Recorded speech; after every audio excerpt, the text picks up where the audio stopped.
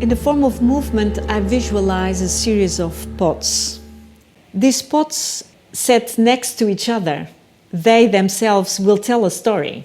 They themselves will question us on the way we make things, on the way our hands relate to the materials.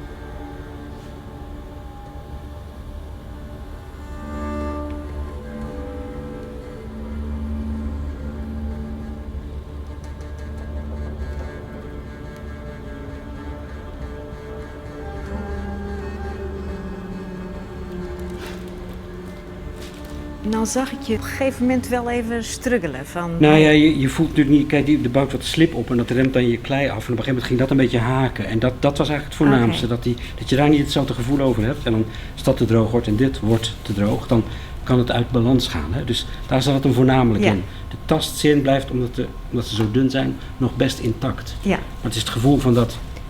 Er zijn ook heel veel dingen tegelijk, hè? Dus de punten van je vingers, daar kan je goed regelen nog. Ja, ja. Maar het gevoel van je hele hand, daar had je meer moeite mee. Tenminste, wat mij nu opviel was vooral dat je niet meer het juiste gevoel hebt van hoe nat je pot is. Hoe lekker dat glijdt. Minder. Oké. Dus je kan straks deze tweede pot vergelijken met de pot die je net gemaakt hebt. Precies. En je kan ze ook allebei inscannen en dan kan je ook nog eens uitrekenen, zeg maar, hoeveel ze van elkaar verschillen. Dan mag je hier even plaatsnemen en dan gaan wij markers op je hand plakken. Zijn dat hele kleine zendertjes, die markers? Wat zijn het?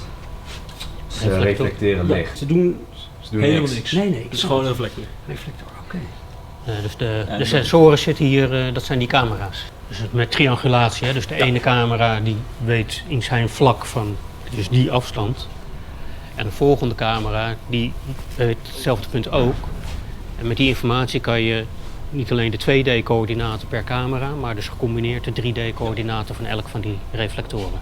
En als je dat hoogfrequent elke keer opnieuw meet, die 3D, dan heb je dus die hele beweging. Ja. Dan eventjes je benen. En dan, speciaal omdat het om de handen gaat, willen we even dat je je polsen draait. De markers die erop zitten, dat zijn die bolletjes. En de perfecte handbeweging wordt hierbij gezet. En de huid wordt gewoon een beetje als een soort van standaard hust eromheen gezien. Inderdaad zou je krijgen dat zijn handen misschien ietsjes dikker of dunner kunnen zijn dan dat het systeem denkt. Het is echt minuscuul, maar zoals je ziet, de markers die vormen basically een soort van exoskeleton. Ja. Die beschrijft het skelet van buitenaf.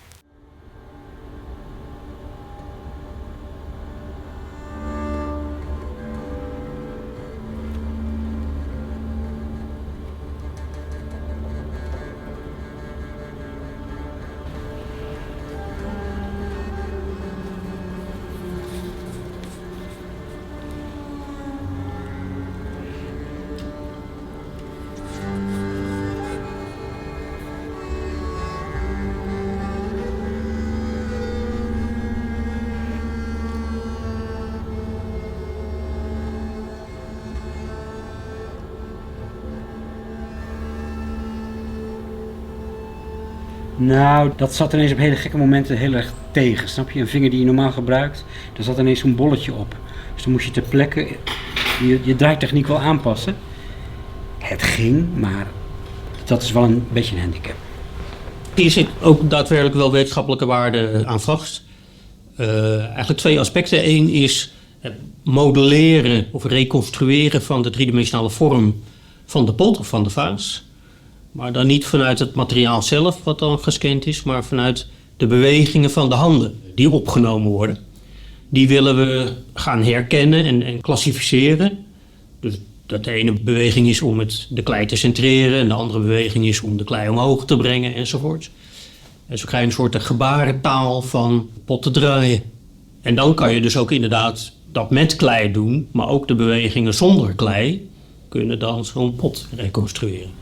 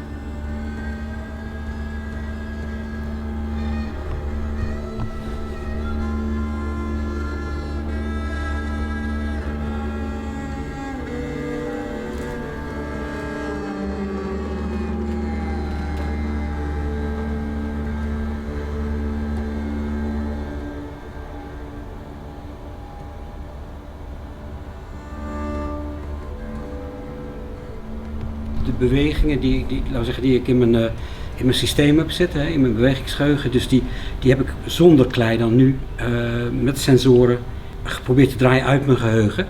En het tweede wat we deden was met behulp van een klein filmpje wat Isabel maakte van het echte draaien. Die me natuurlijk herinnerde aan de kleine details. En de keren dat je toch achteruit gaat zitten om te kijken naar de vorm of nog even iets aanraakt. En dat zijn veel meer details die je normaal gesproken vergeet. Het verrassende is nu om te kijken van dit proces wat je samen doorgaat en de resultaten die dat oplevert.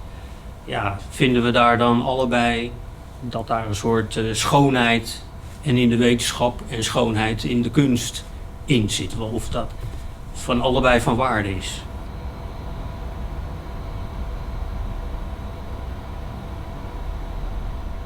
The aim of this project was to make a virtual pot, the one which would bring back into form the movements of the potter by will throwing a pot in the air without the clay. We had first of all defined our aim. This would be the pot that the potter would make in this experiment. In the process of making, there were a few concessions that we had to make. Not only in the form, changing it to a very simple and basic form, so that the hand with the markers on it could enter the pot. But that was not the only thing that went wrong in the process of registering. The markers got dirty and they got lost, and the information got mixed because the markers came too close to each other. But of course that was not the problem with making the virtual pot. The potter could follow the gestures of his hands, and that was registered. This is a shape which shows exactly how difficult it is for us to be aware of the void, of the space which is empty. The other aspect is the aspect of time. Because when the potter makes the pot with clay, he has a dialogue with the material, and it takes time, and he reflects, and he looks, and he stops, and he decides. That takes 15 minutes to make one pot.